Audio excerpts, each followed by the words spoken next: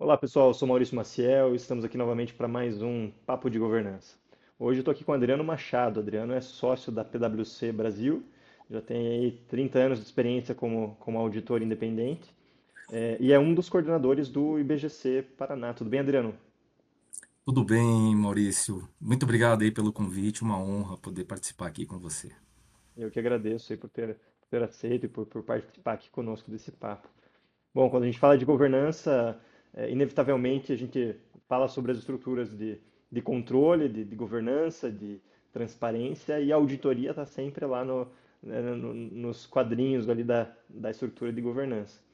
E eu acho que para a gente começar o papo aqui, seria legal você explicar para o pessoal, né, como é que funciona, como que a auditoria de fato se insere nessa estrutura de governança e como que se diferencia, né, uma auditoria interna, né, feita pela própria companhia, de uma auditoria externa, uma auditoria independente e até dos comitês de auditoria. Não, legal, Maurício. Bom, é, a auditoria independente é um dos agentes de governança, né? Então, o auditor independente, ele é contratado para aplicar procedimentos de auditoria, né? Com o objetivo de emitir uma opinião, né? Sobre se as demonstrações financeiras refletem, né, adequadamente a posição patrimonial, financeira, os resultados das operações, né, de determinada companhia. E essas demonstrações financeiras, elas são relevantes, né, para os usuários dessas demonstrações financeiras para que eles tomem as decisões relevantes de negócio, né, a partir, né, ou seja, essa opinião ela é de fundamental importância no sentido de prover uma confiança, né, uma confiança sobre as informações contábeis e financeiras, né, que foram objeto da auditoria, né? E então com isso o auditor no curso dos seus trabalhos ele interage com vários órgãos de governança da organização, né? Então, com conselho de administração, com comitês de auditoria, com conselho fiscal, com órgãos de controle também. Então, por exemplo, área de compliance, área de governança, área de risk management, área de controles internos.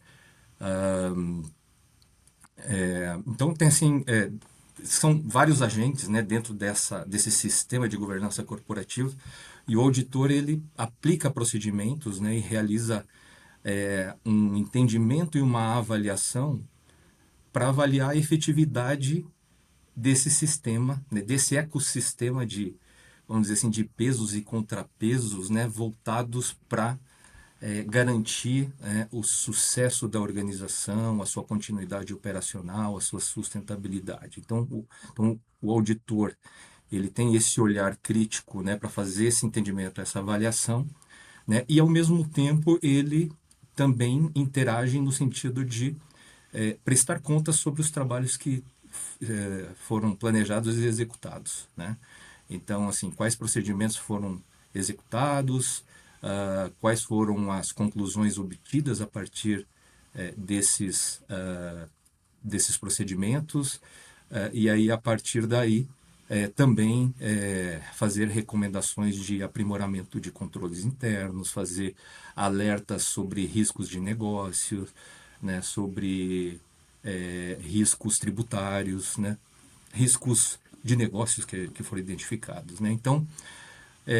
Então essa é a contribuição, né? Esse é o papel do auditor, é ser um dos agentes dentro desse sistema de governança, né?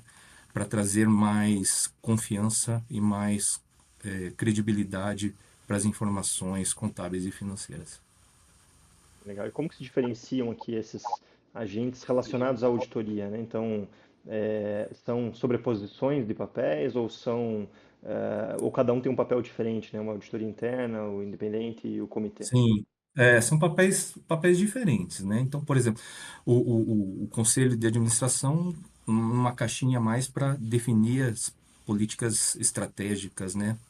O direcionamento estratégico da companhia, e aí o comitê de auditoria se utiliza, desculpa, o conselho de administração se utiliza do comitê de auditoria, né?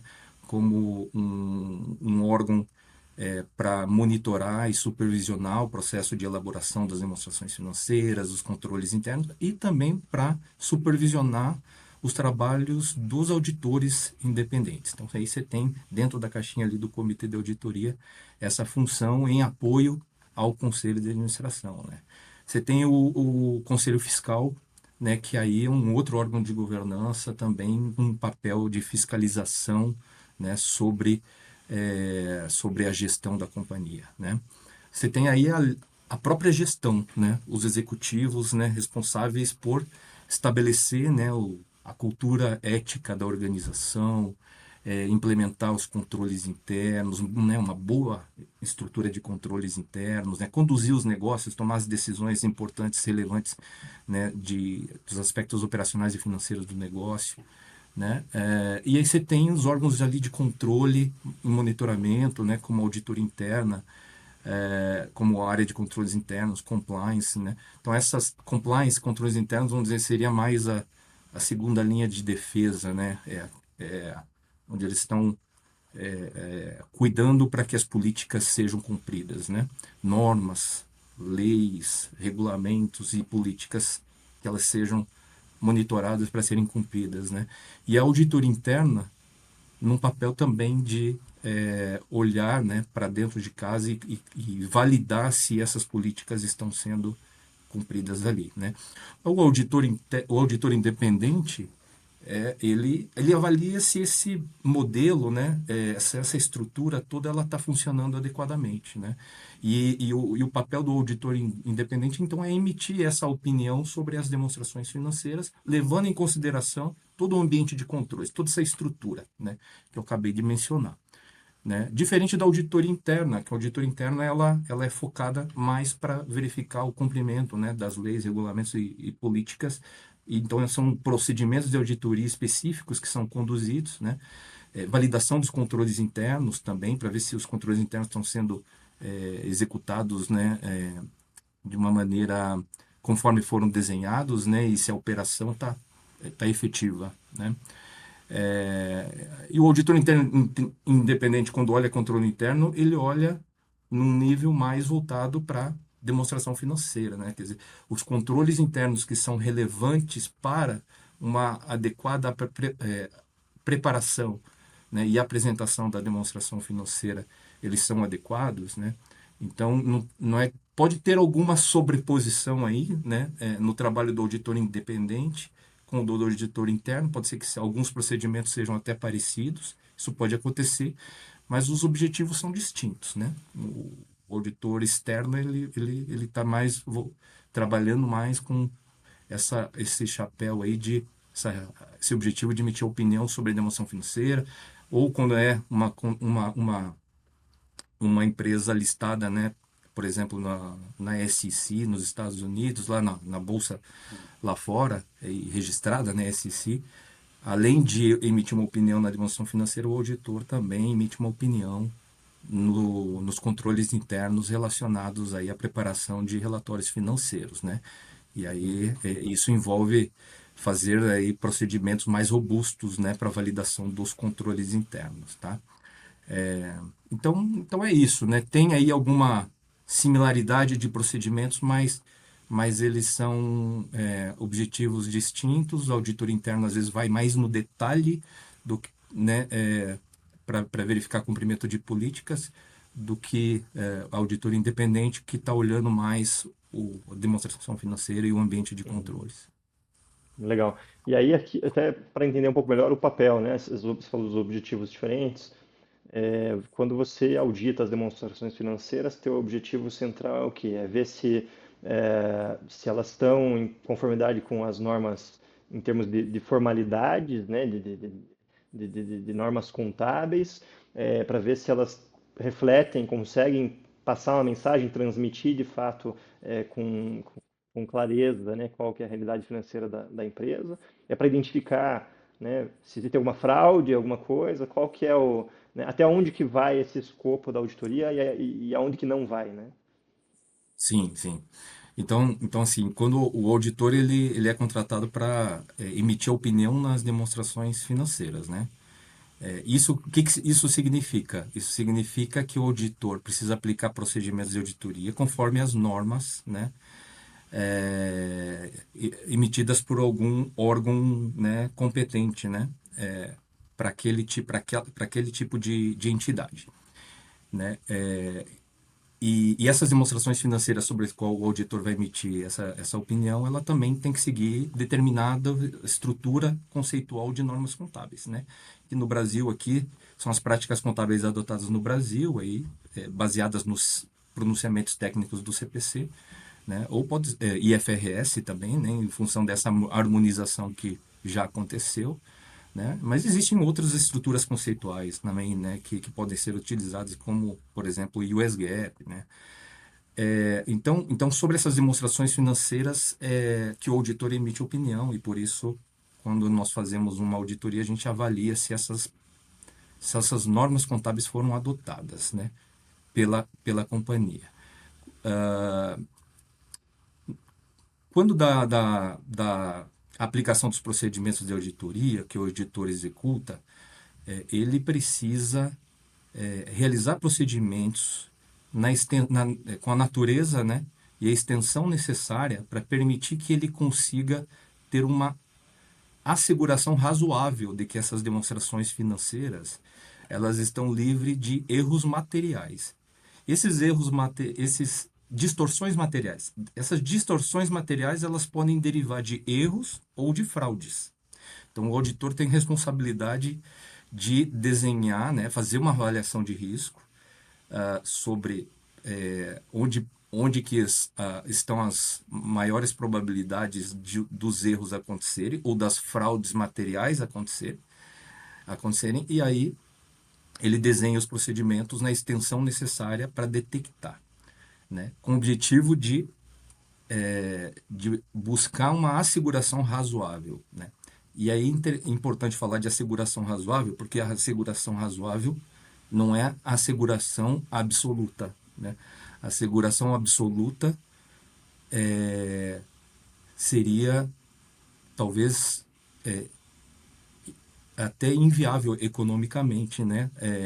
Quando se fala na contratação de serviço de auditoria, porque colocaria, né, um custo muito alto para a empresa em termos de ônus do serviço de auditoria, né, dos custos, porque o auditor precisaria fazer procedimentos numa extensão muito maior, né, para conseguir atingir uma asseguração absoluta e talvez nem conseguisse, né, porque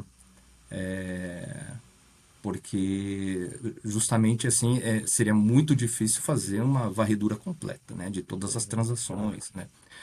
Então, então tem essa questão, né?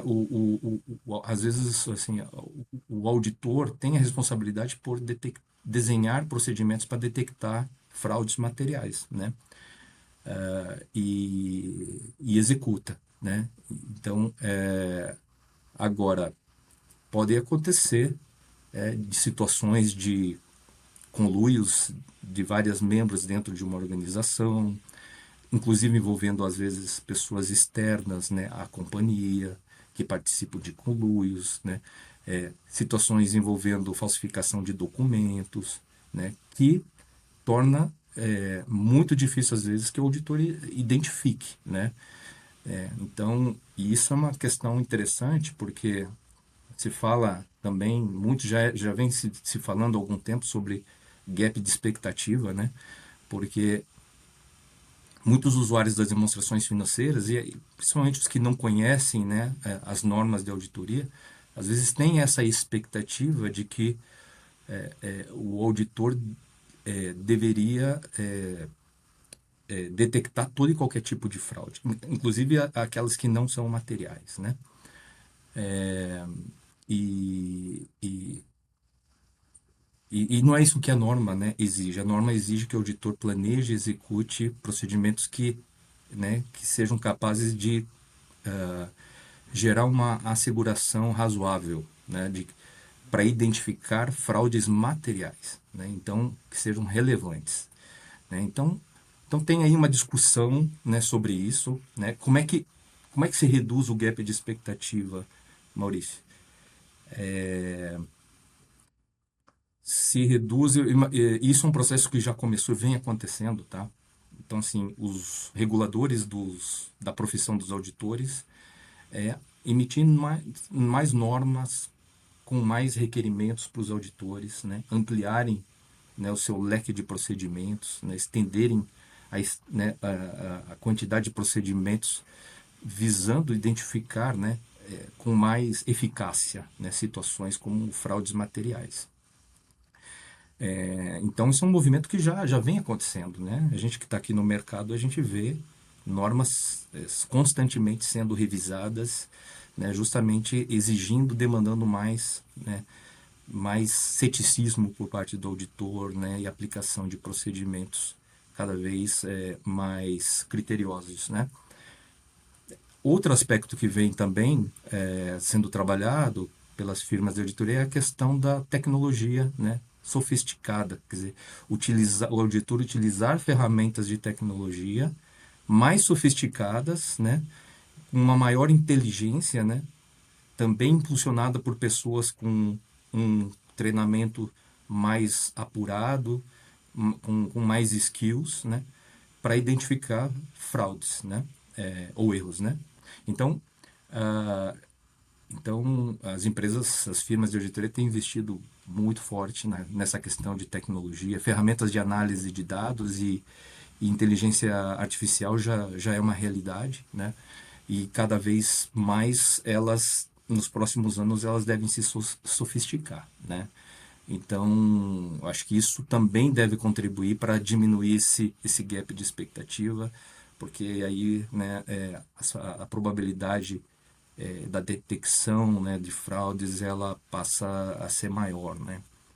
Outro aspecto também é o próprio conhecimento das normas de auditoria. Então, os usuários entenderem, né, o que as normas exigem que o auditor faça, né, é importante, né, para saber qual é o papel do auditor, né?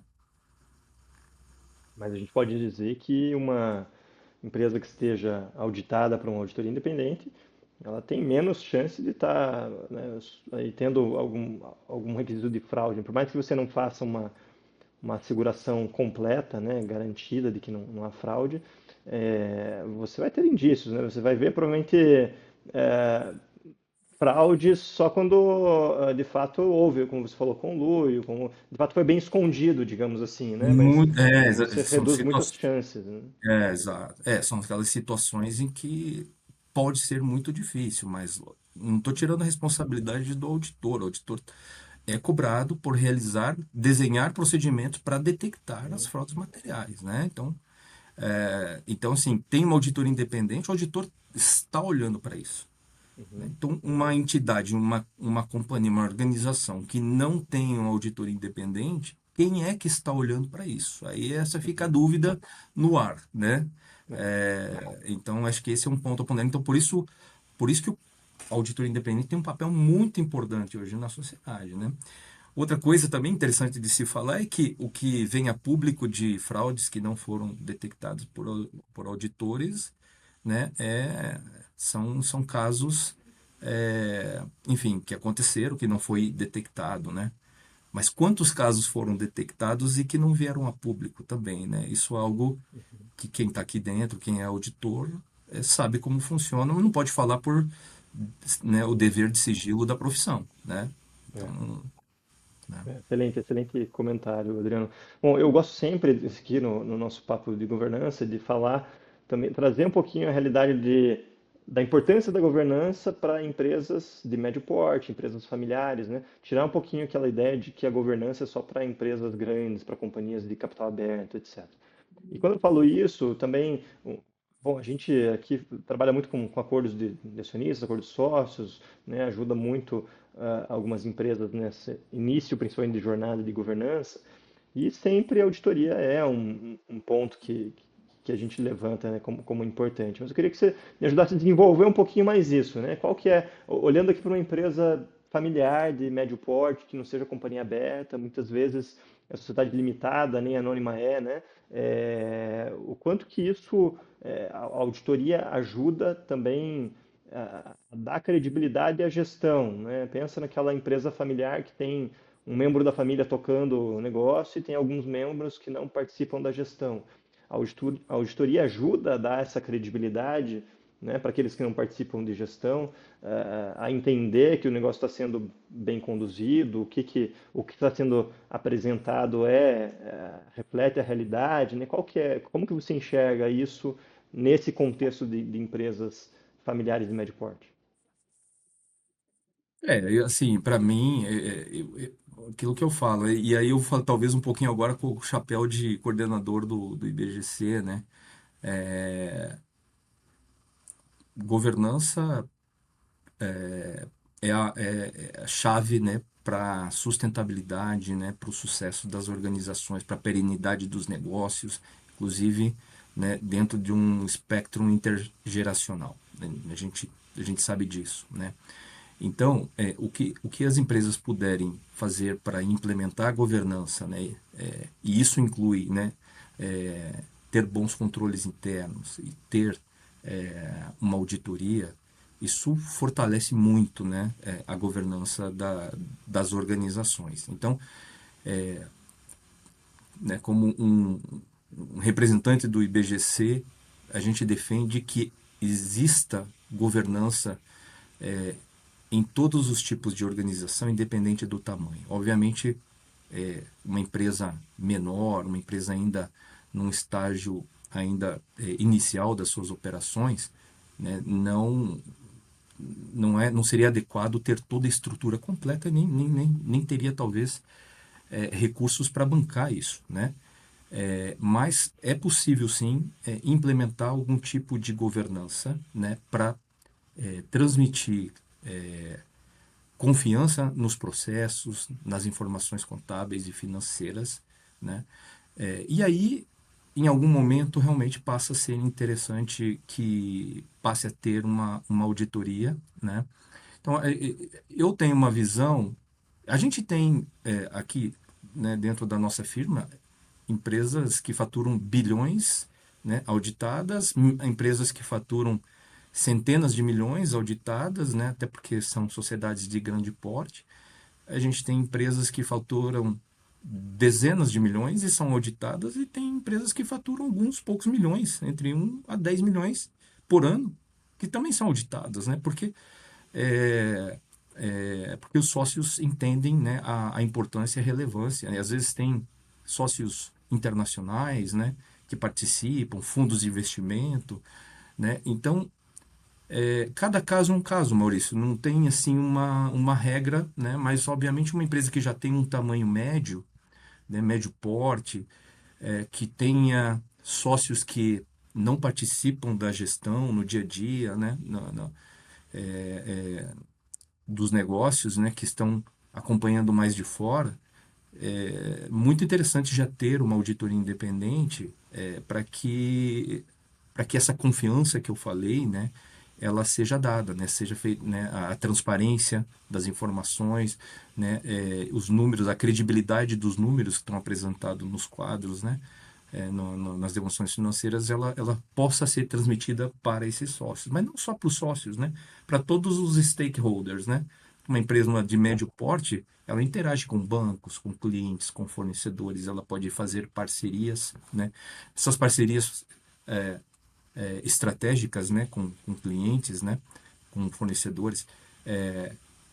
Então, a auditoria ajuda a construir essa confiança, né, para que a empresa possa, talvez não agora, mas em algum outro momento, buscar um sócio investidor, um sócio estratégico, buscar uma captação no mercado, né, junto a bancos, ou fazer um IPO no futuro, né, ou buscar uma captação por meio de um fundo de investimento. Então, assim, é de muito grande benefício estar pronto para oportunidades, né? Às vezes uma transação futura, né? Uma fusão, um merger, né? Com uma outra empresa, né? Você já ter auditoria implementada, você ganha muita velocidade no processo, né? Então, você tem essa vantagem, né? Não, perfeito. Até conversei recentemente, a gente fez até um episódio aqui também do Papo de Governança com um empreendedor que contou um pouquinho dessa história de fracasso, na verdade, no caso dele, porque ele teve a oportunidade de entrar numa transação de M&A ali, de ingresso de um investidor, e as contas dele não estavam auditadas, né? E aí até arrumar tudo que tinha que arrumar, a oportunidade, a janela se fechou, né, para a oportunidade. É, Então ele porque, conta que ele porque, recomenda muito essa auditoria, né? Recomenda muito. porque o que que acontece, né, Maurício? Talvez assim, quando você não tem ninguém de fora olhando e cobrando, a empresa, às vezes ela deixa de fazer a conciliação das contas que precisa, né, e a contabilidade já fica lá um pouco deixada de lado, né? Uhum. E aí quando precisa, quando vai realizar alguma operação que precisa ter o número auditado, não está preparado nem para ser auditado. Às vezes o auditor não consegue nem auditar, né? Então, quanto antes começar esse processo, melhor, né? Startups, por exemplo, né?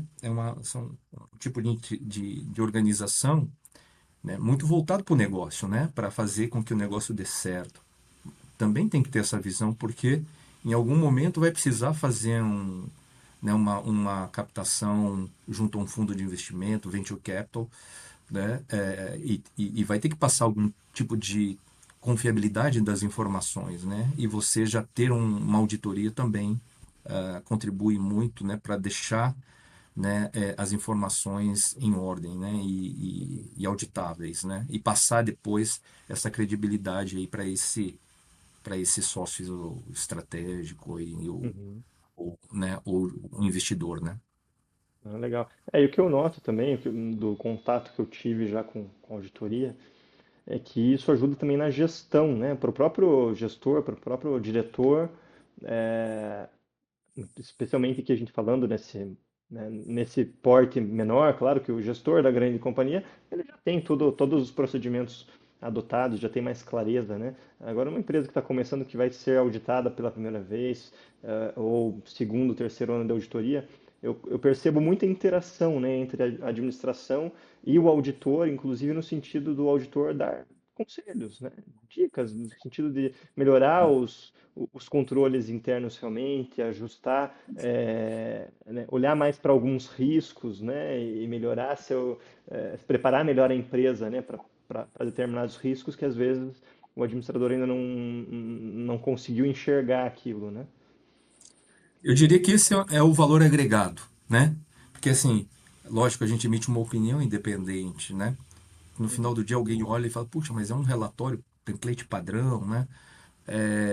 Mas assim, tem muito valor agregado exatamente o que você falou, Maurício, que é o auditor está próximo, né? Está conversando, está entendendo a estratégia do negócio da companhia, é, as tomadas de decisões no dia a dia, né? Das operações, está olhando para entender os fluxos das informações, os processos internos, entendendo os sistemas, se os sistemas são vulneráveis, se existe risco de ataque cibernético, se não existe, se tem riscos tributários, riscos relacionados com a legislação trabalhista previdenciária, né? E vai reportando, identificou risco, reporta, conversa, né? Essas informações normalmente são sigilosas, né? São reportadas para a gestão, né? Para os sócios, né? Então, elas não são públicas, né? Tirando companhias abertas, que existe um requerimento para as companhias abertas que o auditor relate, né, para o conselho para os órgãos de governança, é, deficiências significativas de controle, né? E as companhias abertas precisam divulgar no formulário de referência as deficiências significativas. Aí sim, aí isso se torna público, né? Mas isso é aplicável mais para companhias abertas ou para aquelas companhias também registradas na SEC americana, que aí as deficiências materiais, né, que a gente chama as material weaknesses, inclusive elas precisam ser objeto de uma ressalva por parte do auditor, né, nesses casos. Então assim, o valor agregado são exatamente os relatos, né, sobre os achados, né, Uhum. de risco, de falhas de controle, né, e esses documentos onde a gente formaliza isso, que são essas cartas de recomendações, né? Perfeito. Adriano, poxa, excelente. O tempo passa rápido aqui correndo, já estamos no finalzinho do nosso episódio. Queria finalizar te agradecendo novamente aqui e pedindo para você, enfim, aqueles que quiserem conhecer um pouquinho mais, bater um papo sobre auditoria, de repente aqueles empresários ou aquelas famílias empresárias que não sabem ainda se estão no momento ou não de serem auditados, eles podem te procurar, qual que é a melhor forma de conectar com você, se é por LinkedIn mesmo, enfim, compartilha um pouquinho aqui né, se existe essa disponibilidade, essa Como é que abertura consegue e me como, né? encontrar? Como Isso, consegue me encontrar? Não, legal. Obrigado, Maurício, pela oportunidade. Para mim foi uma grande honra participar aqui do podcast aqui com você, né? É um profissional que eu admiro, participa também, né, obrigado. dos grupos aí do IBGC, né? Atua num escritório, né, renomado, né? Então, tenho aí minha profunda admiração por você, pelos seus sócios, né? E, é, bom, eu estou à disposição. Quem quiser me contactar, me encontrar no LinkedIn, né? Meu nome é Adriano Machado, bota lá Adriano Machado, sócio PwC, né? Deve me encontrar fácil, né? No Google, vai direto para o LinkedIn. Também vou deixar meu e-mail aqui, eventualmente pode me mandar um e-mail, é a.machado@pwc.com, né? E eu estou disponível aí para uma conversa aí, para esclarecer dúvidas aí, tá bom? Perfeito, maravilha. Muito obrigado. Bom, a admiração é recíproca, tá? E agradeço aí as palavras. Obrigado novamente pela participação. Um grande abraço, Adriano. Valeu. Muito obrigado novamente aí pelo convite, tá? Fiquei muito feliz aí. Obrigado, uma boa tarde.